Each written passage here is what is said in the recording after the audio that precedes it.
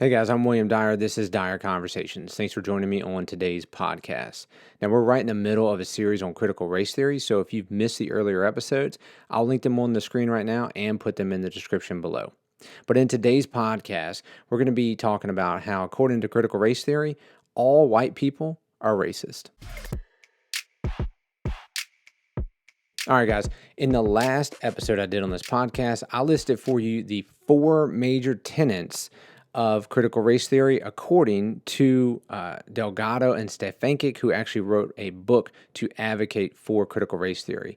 And we went over one of those tenets in the last podcast. In today's episode, we're going to go over the tenet that says that marginalized groups or marginalized racial groups have a unique voice that has a presumed competence to speak about race and racism. Now, before I continue in the podcast, I just want to let you know, like I do in every single episode, that all these quotes and all these resources that I'm referring to will be footnoted in the description below, so you can go fact check me and also do your own independent research. Now, on this point, we need to break this down a little bit. So they say that minority groups have a unique voice of color to speak about race and racism that white people do not have and cannot have. So there's a balance here, right? Is there an element of truth to that? Maybe a little bit. So if I was to have a conversation with a person who is black or brown or any other sort of minority group, right? Do they have a unique perspective? Yeah, absolutely they do, right? I'm white. They're not. They grew up in America. I grew up in America, but they have maybe a little bit of a different perspective, a little bit different of an outlook, maybe some different experiences because of their race and their skin color. Hey, I'm absolutely fine with that. And I'm totally fine with sitting down with them and hearing from them. What was your perspective like? What are your experiences like? What does that lead you to? That's totally cool. Where critical race theory goes wrong is then they extrapolate that to say that thus white people, if you imagine everybody sitting around a table as like a cultural conversation, white people aren't allowed to talk. That's where they go too far. See, it's one thing to say, hey, look, I'm white and you're not. You're Latino and I'm not, or, whatever. So you have a perspective. Let me hear from your perspective and learn from your perspective. It's another thing then to go, yeah, but I can't then talk and you can't learn from my perspective. The only way we're going to really build racial harmony in this country is when all groups can come together and learn from each other and be willing to share and, again, hear each other with humility and grace. Now, according to this pillar, Helen Pluckrose and James Lindsay, in their book Cynical Theories, they say that this style of racism, and when I say style of racism, remember in the last episode, I showed you how critical race theory redefines the terms of race and racism. So check that episode out. I'll put it on the screen right now if you want to go watch it. But Pluckrose and Lindsay say that this style of racism is only visible to those who have the correct training to see it, which I find extremely interesting, right? That critical race theory, what they're going to do is say, look, we believe that, there's this systemic racism. And if you deny it, it's because you just haven't been trained to see it. See, it doesn't matter what sort of facts you bring, what sort of logic you bring, what sort of evidence you bring, all that, we're just going to throw out the window because, well, you need the specific training in order to see it. So basically, they win no matter what. Now, Delgado and Stefancic, in their book Critical Race Theory, they talk about how the dominant group, which they classify as white people, they participate in racism and in white privilege through microaggressions. Now, microaggressions they describe as, quote, small acts of racism consciously or unconsciously perpetrated. How do you participate in racial acts through unconscious ways? Well, I'll show you how this plays itself out. This is actually an article that came out within, I think, the past week or so by the Washington Examiner. And again, I'll link this in the description below. But it's about how hand sanitizer stations or hand soap stations are racist. Yeah, so they were in California, of course, California, right? And they're at UCLA, and they are talking to some of these students. And it says that one UCLA student claimed that during the debate, automatic soap dispensers don't see her hands due to the dark pigment of her skin. So you got this girl and, she's black or brown or, whatever. She's some sort of minority group. And she says, these automatic soap dispensers don't see my hands. And it's because I'm black. So they must be racist. It can't be that maybe the motion sensor broke or maybe the batteries are dead or maybe, you just didn't put your hands under it right. It has to be because that was programmed in such a way that it doesn't recognize your skin because it wants you to know that you're an oppressed person. I don't know. I think I just pulled a muscle having to do that sort of stretch. They go on to say this. As another student reiterated, soap dispensers are racist because they force black and brown bodies to show their palms, the only light areas of the skin, in order to get soap out. So again, soap dispensers have been manufactured in such a way that they force black and brown people to show the lightest part of their skin as an microaggression, a racial act against them. This is what we come to. That here's look, I'm not even going to get into breaking all that down and how ridiculous and absurd that is. Let's just leave it at this. When you look at the world through this sort of racial lens, everything is racist. And everything can be racist. Delgado and Stefancic go on in their book, and they talk about how wildly pervasive racism is, that they say this, that, quote, no white member of society seems quite so innocent. Really? So there's a few problems with that. Number one, you basically just categorized all white people, 99.9% of them, I guess, as racist. Is that not racist? I'm pretty sure it is. Here's the other absolutely ironic and hilarious part about this. Stefancic is a white woman.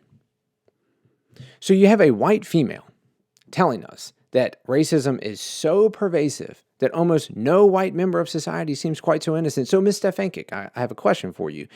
Do you somehow, as an elite member of society, get to exclude yourself from all these white members? So you're like the 0.0001% of white people who aren't racist, conveniently, and all the rest of us are just, a bunch of bigoted racists? Or are you also a racist? I'd love to be able to ask her that question. Maybe she'll answer one day. Who knows? But here's what this has led us to. Okay, here's the shift. And we talked about this in the episode I did when I showed you that critical race theory is based on postmodernism philosophy, which says there's no objective truth, right? Everything is subjective. So go check that episode out. I'll put that on the screen as well. We have moved racism from the mind of the offender to the heart of the offended. And what I mean by that is this move from objectivity to subjectivity. It doesn't matter about evidence. It doesn't matter about reality. All that matters now is feelings. And as I noted in an earlier podcast, that critical race theory now elevates social grievances over objective truth to where you lead to a point where you cannot deny this UCLA student, these students at UCLA who are saying soap dispensers are racist. You cannot deny and tell them, no, you're wrong. You're not even functioning in reality anymore. You can't do that to them. You have to confirm to them. No, you're right. Yep. Systemic racism right there. Get rid of soap dispensers. All of it.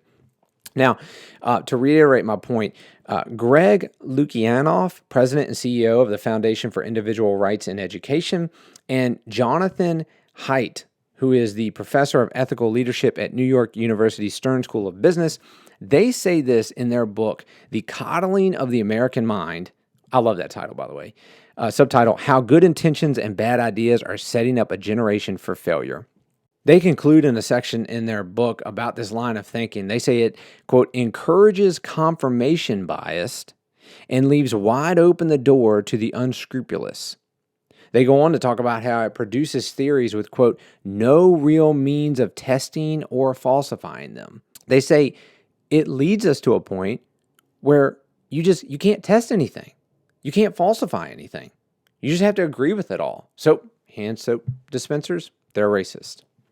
Now, where does this leave the alleged offender, which would be me because I'm white and all you other white people who are out there watching this podcast right now are listening to it?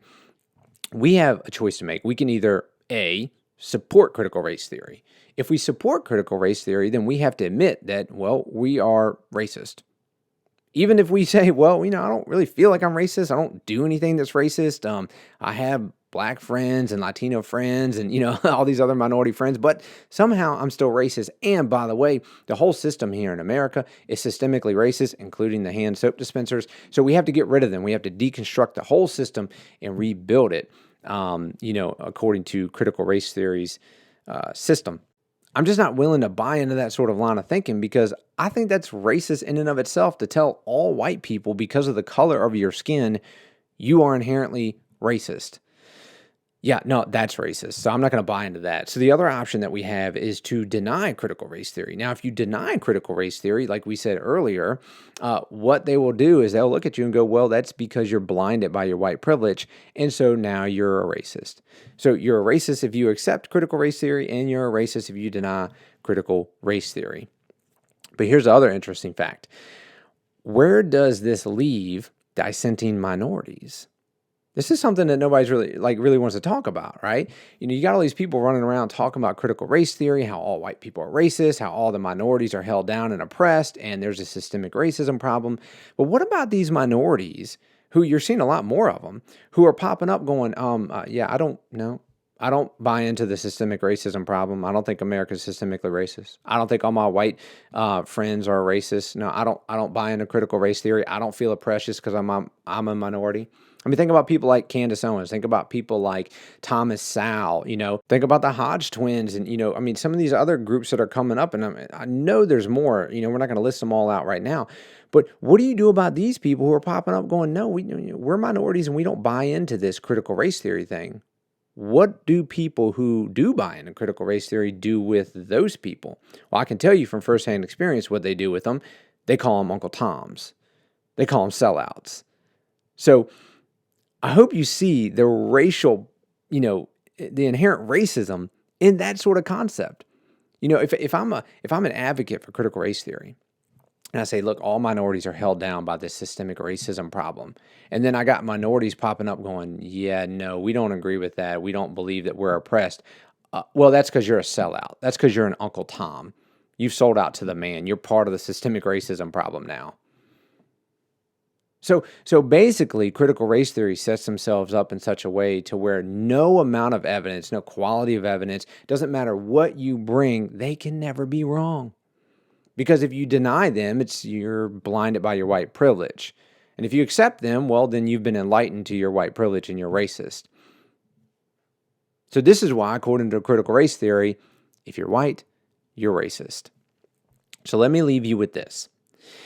In the Gospel of Luke, chapter 7, verse 35, Jesus is, he's teaching like he often does, and he makes a statement at the end of one of these teachings. I find it awesome to think about. He says, wisdom is vindicated by all of her children. To give you like a quick breakdown of that, basically what he says is, you look at the fruits of how something plays out, and you'll be able to understand whether it's good or bad, legitimate or not, right? Wisdom is vindicated by our children. If critical race theory leads us down a pathway where we have to say that we're racist even if we're not racist, and that minorities who deny that they're oppressed, well, that's because they are part of the system and they're sellouts and they're bad, and that hand soap dispensers are part of the systemic racism problem. If that's where critical race theory leads us, I'm just not willing to go down that path. I'm sorry. But I want to follow something that's a little bit more based in reality and of facts, in logic, and in truth. All right, thanks for tuning in today's podcast. Don't forget to check out the earlier episodes. Hit the subscribe button, hit the notification bell, leave me some comments below, let me know what you think about it, and until next time, continue to examine the evidence.